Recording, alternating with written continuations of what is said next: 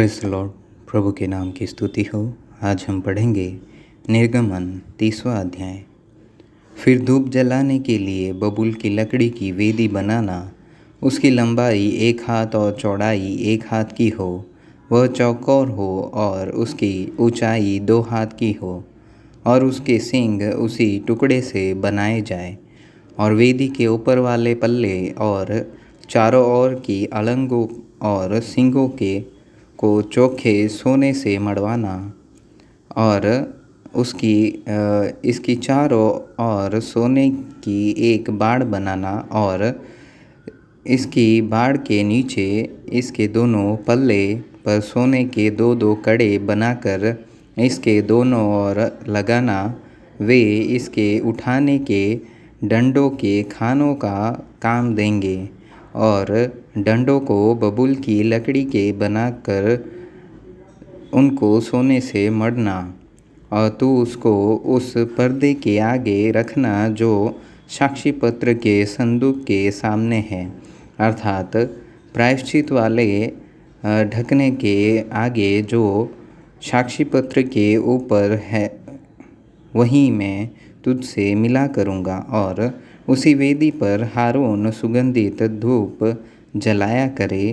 प्रतिदिन भोर को जब वह दीपक को ठीक करे तब वह धूप को जलाए।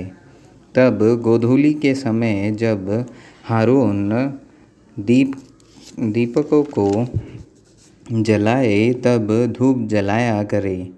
यह धूप यहोवा के सामने तुम्हारी पीढ़ी पीढ़ी में नित्य जलाया जाए।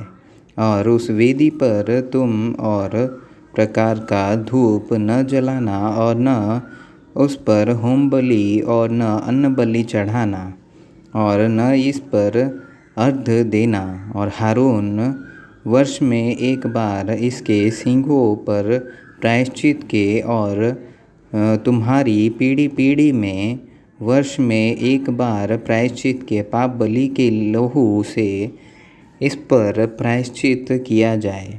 यह यहोवा के लिए परम पवित्र है।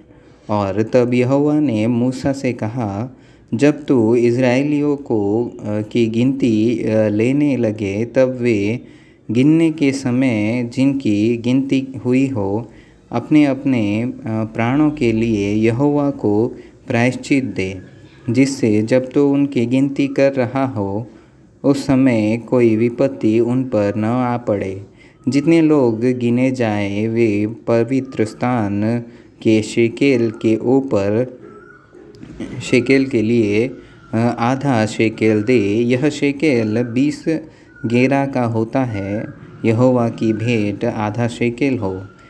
20 वर्ष के व उससे अधिक अवस्था के जितने गिने जाए उनमें से एक जन यहोवा की भेंट दे। जब तुम्हारे प्राणों के प्रायश्चित के निमित्त यहोवा की भेंट दी जाए तब न तो धनी लोग आधे शेकेल से अधिक दे और न कंगाल लोग उससे कम दे। और तू इज़राइलियों से प्रायश्चित का रुपया लेकर मिलाप वाले तंबू के काम में लगाना, जिससे वह यहोवा के सम्मुख इज़राइलियों के स्मरणार्थ चिन्ह ठहरे और उनके प्राणों का प्रायश्चित भी हो। और यहोवा ने मूसा से कहा, धोने के लिए पीतल की एक हौदी और उसका पाया पीतल का बनाना और उसे मिलाप वाले तंबू और वेदी के बीच में रखकर उसमें जल भर देना। और उसमें हारून और उसके पुत्र अपने अपने हाथ पाँव धोया करें। जब जब वे मिलाप वाले तंबू में प्रवेश करें तब तब वे हाथ पाँव जल से धोए, नहीं तो मर जाएंगे। और जब जब वे वेदी के पास सेवा टहल करने अर्थात यहोवा के लिए हव्य जलाने को आए तब तब वे हाथ पाँव धोए न हो। उसके पीढ़ी पीढ़ी के वंश के लिए सदा की विधि ठहरे। फिर यहोवा ने मूसा से कहा, तो मुख्य मुख्य सुगंध द्रव्य अर्थात पवित्र स्थान के शेकेल के अनुसार 500 शेकेल अपने आप निकला हुआ गंधरस और उसका आधा अर्थात 250 शेकेल सुगंधित दालचीनी और 250 शेकेल सुगंधित अगर और 500 शेकेल तज और एक हीन जलपाई का तेल लेकर उनसे अभिषेक का पवित्र तेल अर्थात गंधी की रीति से तैयार किया हुआ सुगंधित तेल बनवाना।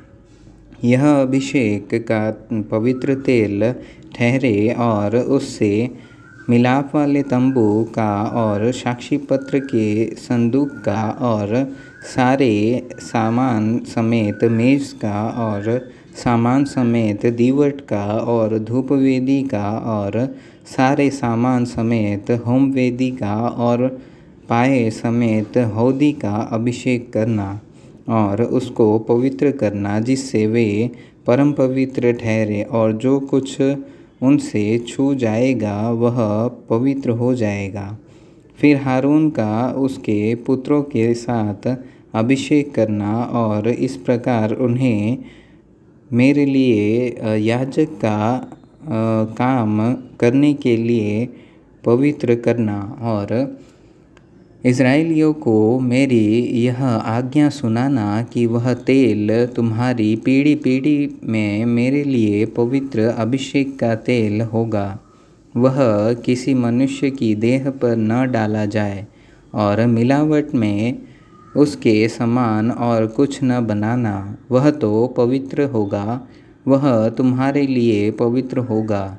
जो कोई उसके समान कुछ बनाए वा जो कोई उसमें से कुछ पराए कुल वाले पर लगाए वह अपने लोगों में से नाश किया जाए। फिर यहोवा ने मूसा से कहा, बोल, नखी और कुंदरू ये सुगंध द्रव्य निर्मल लोबान समेत ले लेना। ये सब एक तौल के हो और इनका धूप अर्थात लोन मिलाकर गंधी की रीति के अनुसार चोखा और पवित्र सुगंध द्रव्य बनवाना। फिर उसमें से कुछ पीसकर बुकनी कर डालना। तब उसमें से कुछ मिलाप वाले तंबू में साक्षी पत्र के आगे जहाँ पर मैं तुझसे मिला करूँगा वहाँ रखना। वह तुम्हारे लिए परम पवित्र होगा। और जो धूप तू बनवाएगा मिलावट में उसके समान तुम लोग अपने लिए और कुछ न बनवाना। वह तुम्हारे आगे यहोवा के लिए पवित्र होगा। जो कोई सूंघने के लिए उसके समान कुछ बनाए वह अपने लोगों में से नाश किया जाए।